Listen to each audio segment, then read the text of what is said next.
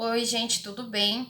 Então, essa é a resolução do exercício 8 da lista 2 de termodinâmica que vale para a nossa média final.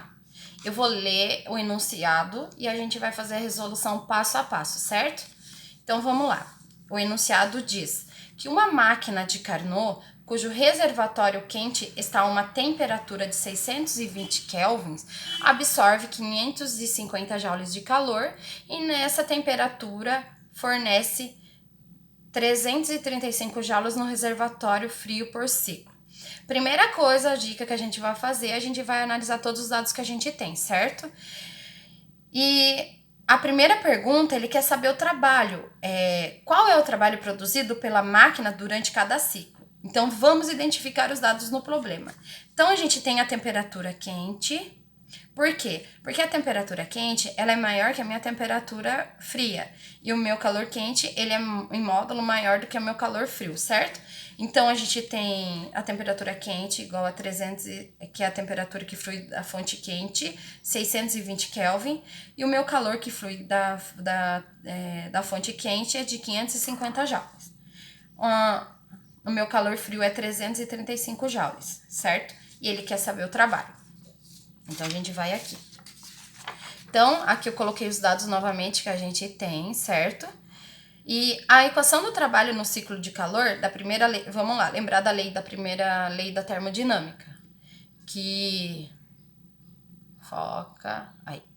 que calor menos o trabalho, que é a variação de energia interna, é igual a calor menos o trabalho, certo?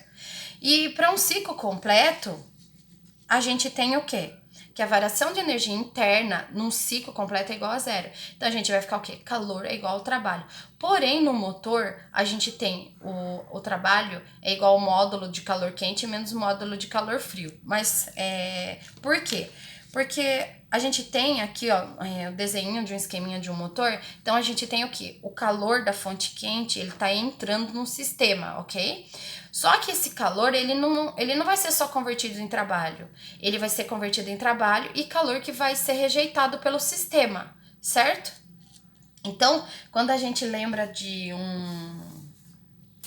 um motor de automóvel, por exemplo, a gente sabe que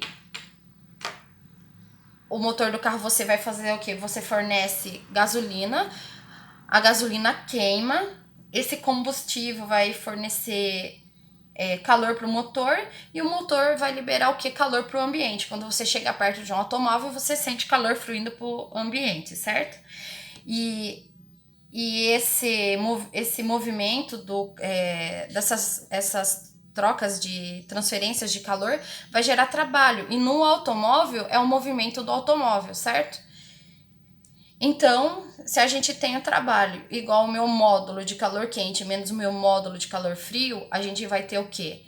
Que trabalho é igual a 550 joules menos 335 joules. O meu trabalho vai ser igual a 215 joules. Então, a resposta da A é 215 joules, certo?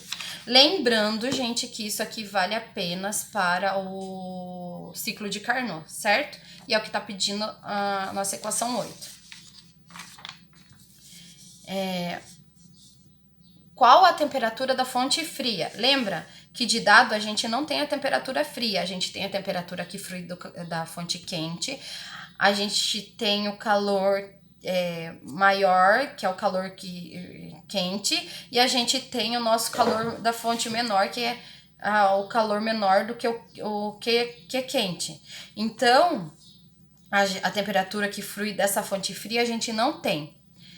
Então, nessa equação aqui, que apenas serve para o ciclo de Carnot, a gente tem o quê? Que o módulo de Q quente sobre TQ, que é a temperatura que flui dessa fonte quente, é igual ao meu calor frio sobre a temperatura mais fria, que flui dessa fonte mais fria.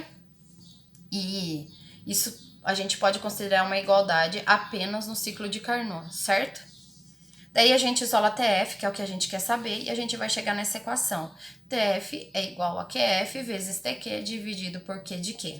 A gente tem todos os dados aqui, menos TF. Substitui na nossa equação todos os dados que a gente tem. A gente vai ter uma temperatura